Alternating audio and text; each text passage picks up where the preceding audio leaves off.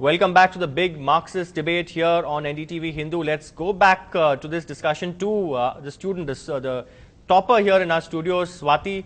Swati, do students really relish cutthroat competition? Do you prefer grades to ranks? Yeah, I'm not able to get your question. Could you please do students really prefer the sort of cutthroat competition that exists today? And do you prefer grades instead of ranks? Sorry, you're not clear. All right, I think there's some audio problem which we'll try and fix. Joshua, again, there are several companies. It's one thing to say that marks don't really matter so much, but there are companies I know, blue chip companies, which go by consistent academic brilliance. They don't just go by your degrees. They don't just go by your +2 marks, but they even go by your class 8 and class 10 report cards. Yep. So what would you tell parents then? Because on the one hand, we are telling them, look, don't attach so much importance to marks. On the other hand, this is the reality that stares us in the face. Yeah, I mean, to answer your question, Sanjay, I believe that the certain blue chip companies which you're talking about, are very, very less in number compared to the the whole spectrum we're talking about. And secondly, the companies which actually insist on these the so-called marks as well.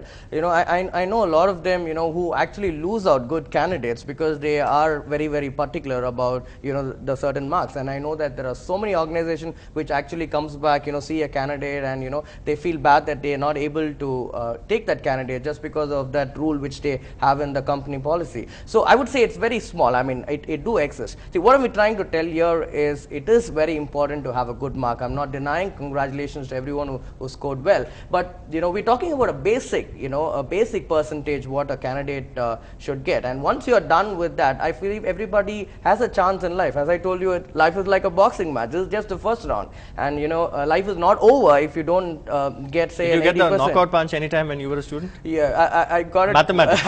I got it quite a few times, but today I'm talking your out of my battle scarred, and okay, it's another. Very much, but then I get up every time I fall, and I totally believe that marks are not the only way to determine the success of a person. All right, let's go to Dr. Rangarajan then. Dr. Rangarajan, there's been an unfortunate case of a suicide in Viluppuram where a boy actually killed himself even before the results could be declared. So how acute, doctor, is this psychological trauma that young students have to put up with?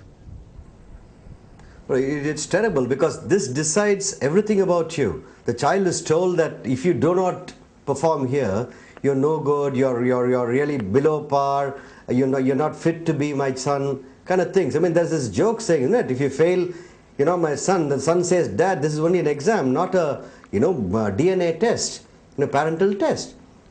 People believe that my son cannot get low marks than this. Fine, all of us have to kind of believe in our children, push our children, to what best capacity they can function at, It's all important because the parents have to kind of know that.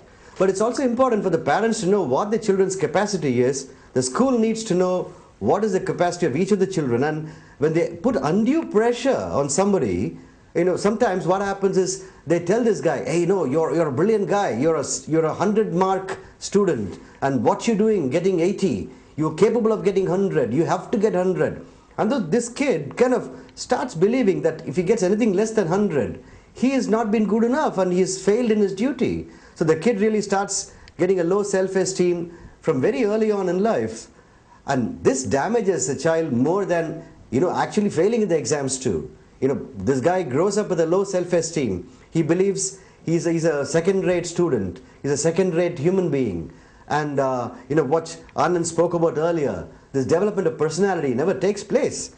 You can't go only by academic brilliance. You can't go only by marks you get, which may or may not reflect your academic brilliance as opposed to your ability to... Absolutely, Doctor. And since you mentioned that, I want to ask you another supplementary question here.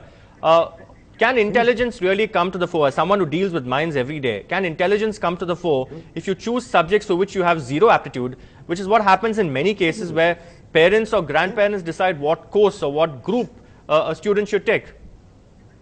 Yeah. I know. See, the parents have to kind of be aware of the child's strengths, weaknesses, and then definitely push the child in a direction they think the child would shine in. But the parent has to be more well-informed, really understand the kid, take time to, study the kid's potentials. Without doing that, just because we have 17 doctors in our family, so you also have to become a doctor. doesn't really make sense.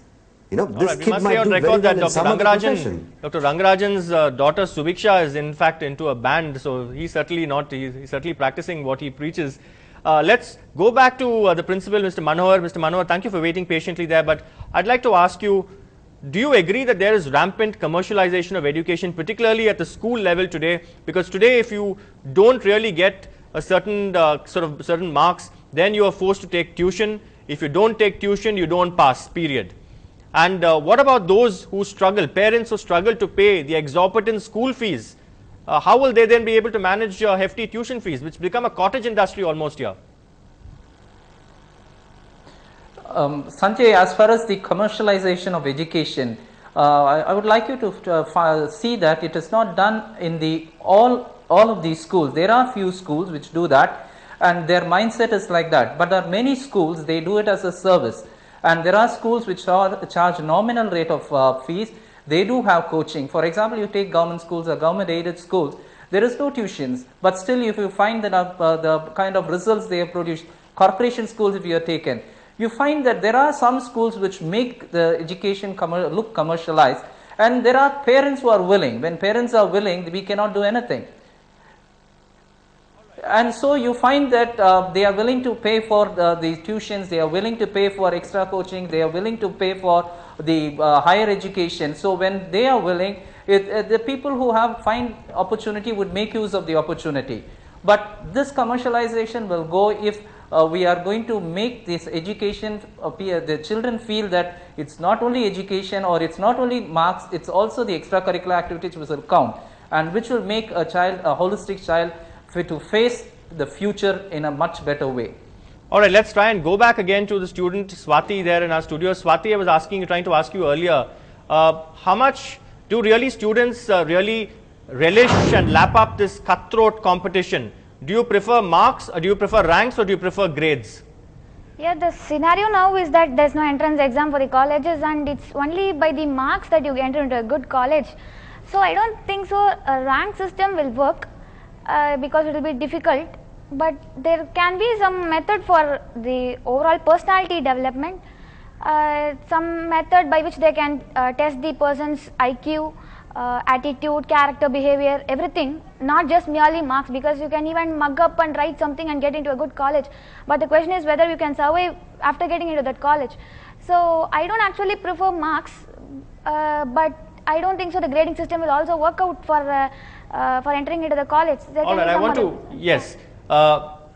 to bring in the parent here. Munira, see, I know there are schools in Chennai, right here in Chennai, where they make you register for admissions when the moment the mother conceives. That's true. All right, and then I'm told, in fact, today when I was with the pediatrician, another fellow patient came and said that, look, you have to go every Wednesday. So even when the poor mother is pregnant, either the father or some relative in the family has to go there to the school every Wednesday and mark almost, it's like a roll call there for an unborn child.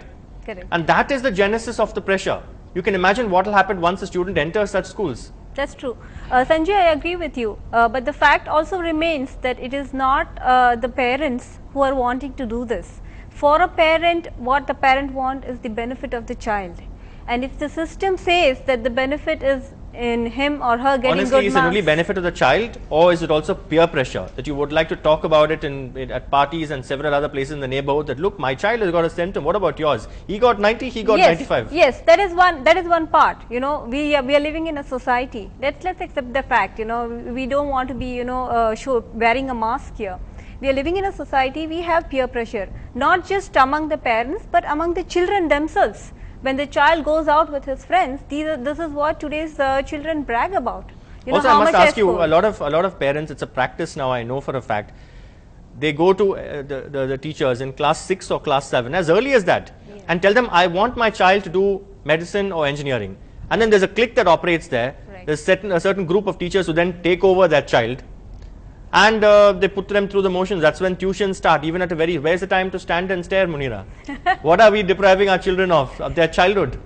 Yes, it's a very good question, you know. As a parent, I have to be honest. I said, yes, sometimes I feel bad that, I have to push my child this hard. But I'm coming back to the point that I said again, it's a competitive world. I also cannot sit back and allow my child to not perform when there are other children going ahead, moving forward, achieving a lot more than what he is doing. A competitive world, makes today's children, totally clueless about what they want to do in life. I mean, the peer pressure which Dr. Rangarajan was talking about, people take medicine, people take engineering not by choice, but because, their parents are doctors or because their parents are engineers, or just because, I heard a case where, a parent wanted the child to become a doctor just because the parent could not become a doctor, and they try to live out their dreams through their children. Yeah, HR expert told me that actually average students make great entrepreneurs.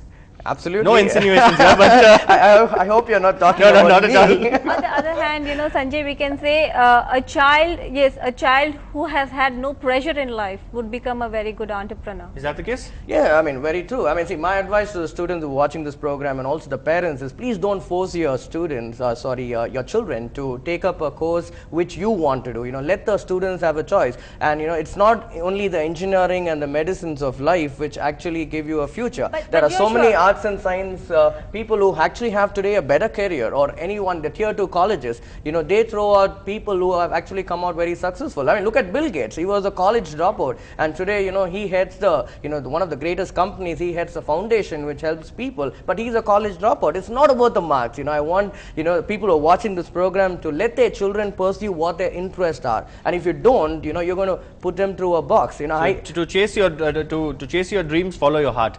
Let's go back to Dr. Rangarajan. Dr. Rangarajan, how do you respond to this practice of almost a pernicious practice of actually branding students who are not good, who don't have the head for certain subjects, like for instance mathematics, calling them, referring to them as dunces and segregating them in the class? This is happening in certain so-called elite schools as well. No, Sanjay, that has come down a lot. People are aware, at least there are some people who have specific disabilities, they can't do well and all that. But I've got to say something to this smart young girl, Swati, who just got the first rank, and she made a beautiful point. There must be some way of assessing somebody's personality, somebody on the whole, various aspects of this person, rather than just look at this one single exam marks. There must be some way. I mean, she had a very good point there, and I think it's important for the brains that be the creators of the educational system in our society. They have to work on this. There is a lot of talk about having marks for your games and other extracurricular activities. I mean, look, when I applied for my post graduation, I was given points for my NCC, for having donated blood, for having taken part in a intercollegiate music competition, having played cricket in school. These are things which carried value. But where is all this going today? Absolutely, that's very well put, Doctor. In fact, before I joined the law college, I was wondering why they don't have a quota for debating. Perhaps in your case, maybe in medical colleges, maybe something for those who've done first aid courses. Very, very relevant suggestions coming out here from the experts here, Doctor. No, forget relevant courses. As a person who's developed, I mean, this is a person who can play a team game. This is a person who can actually kind of entertain other people. This is a person who's got the confidence to come out and speak. I mean, these are all things which matter. It's not just getting 99.99 marks in your exam matters. It is important, marks are important. Let's not kind of get away from that. I've got one suggestion. Maybe the exam system should be made really, really tough. So there is this wide range from 60 to 90, where various people with various levels of intelligence can be really separated out, and everybody can get, a good grade. Ultimately, not everybody who gets this 99 is super brilliant. It's a total fallacy. There are a number of people who can't kind of, how to put it, spend a day out in the market, who kind of get this 99% marks. This is not developing a human being for the society. Our country will be one whole bunch of high mark able people, which is absurd. I don't even see that as a good thing for our country. Doctor, I think we should make you the Human Resource Development Minister of the country at some point. But let's go back to the principle there, Mr. Manohar. You've heard this discussion. You've heard various experts, the various stakeholders in this topic. final words from you, final comment from you. Do schools add or ease the pressure on students? Schools add pressure based because the marks become the criteria for these children. And one of the things that as far as head principal I do is I give the privilege to the students to develop in their extracurricular activities, sports and other things. For example, the first mark student in my school has participated in all the competition that was there this academic year, but still he stood first. And Mr. Rangarajan was saying, sports should be encouraged. The government of Tamil Nadu has got a special sports quota in which marks are being given for students who are I'm sorry, sir, I have to intervene here. There are several schools which don't have playgrounds. They have violated every rule in the book and they have got their licenses, sir. We know how they've got their licenses too. There are several schools which use their PT periods for mathematics special classes, sir. Yeah, but that is a problem. The thing is that unless a child is given a vent out, whereas the child is not allowed to play in the school, the child is not allowed to play at home, the only thing the child is allowed to watch a movie or sit before an internet and watch something where the child only just accumulates some knowledge. So it is a system which has to really make the child stand on the bench the next day when they don't do their homework, sir. There is a problem. Again, it's the problem. See, the thing is, the attitude of the school principals, the attitude of the parents should be that it's not only that marks, a child has to become a strong personality. We find that the problem is not only at school level, even at IIT level, you found the students who are failing, committing suicide. What is the reason? Because everything is being focused on education, project work, rather than giving the child or the student a let out where they can grow and think and make decisions. It's not that failing will make a child much more stronger.